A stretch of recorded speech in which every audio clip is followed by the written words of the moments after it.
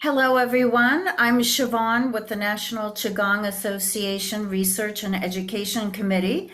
And with us today is a wonderful teacher, Spencer G.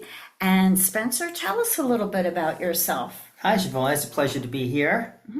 I am a professor at Hofstra University, where I've been teaching since 2010. That's when I was on payroll. I actually started in 1996 from Professor Joe Bubanis. I met him over at the Holistic Center in Manhasset. He got me started with teaching exercise classes, martial arts, and Tai Chi out there.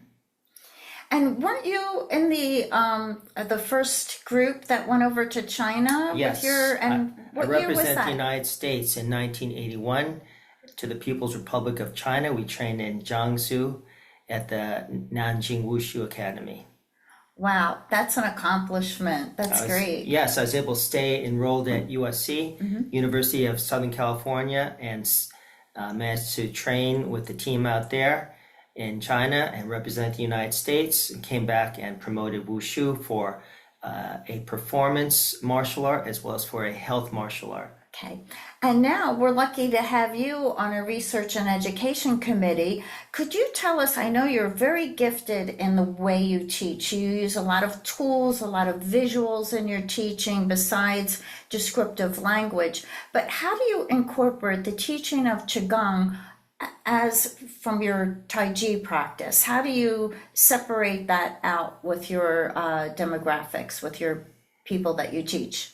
Well, the people I teach recently are mostly in the senior communities. They range from the 70s to 100s, and some of them are higher functioning, some of them are more athletic, some of them are not as mobile.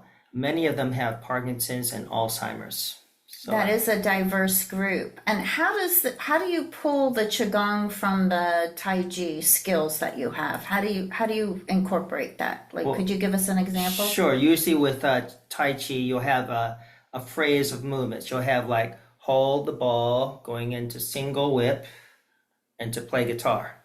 So those are three separate movements, but we can get more out of that if you just concentrate on hold the ball and concentrate on your breathing, inhaling and exhaling. That's on one side. We can also alternate the sides. So we can do it on your right side, Okay.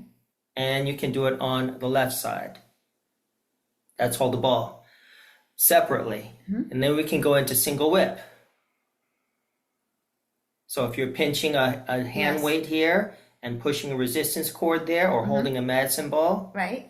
you can hold the weight in this hand and push the resistance cord in that hand. So this way you get both the visual and tactile effect of using exercise equipment while you're doing your Qigong or your Tai Chi. And lastly, when you have play guitar, you have it to one side and you can have the other side.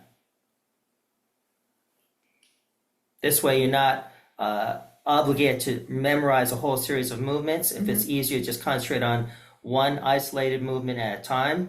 It's easier to concentrate on your coordination and your breathing and centering, as opposed to memorizing a whole litany of movements. So that's a very unique approach to teaching Qigong from the Tai Chi different styles.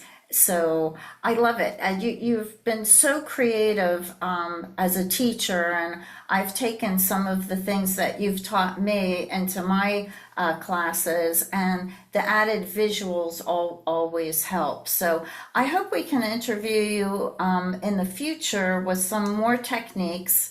And we're very happy that you're going to be presenting at the National Qigong Association Conference this September 2025. So we're very proud that one of our committee members is representing us there. So thank you, Spencer, for joining us today. Thank you, Siobhan. I'm looking forward to being there as well. Okay, great.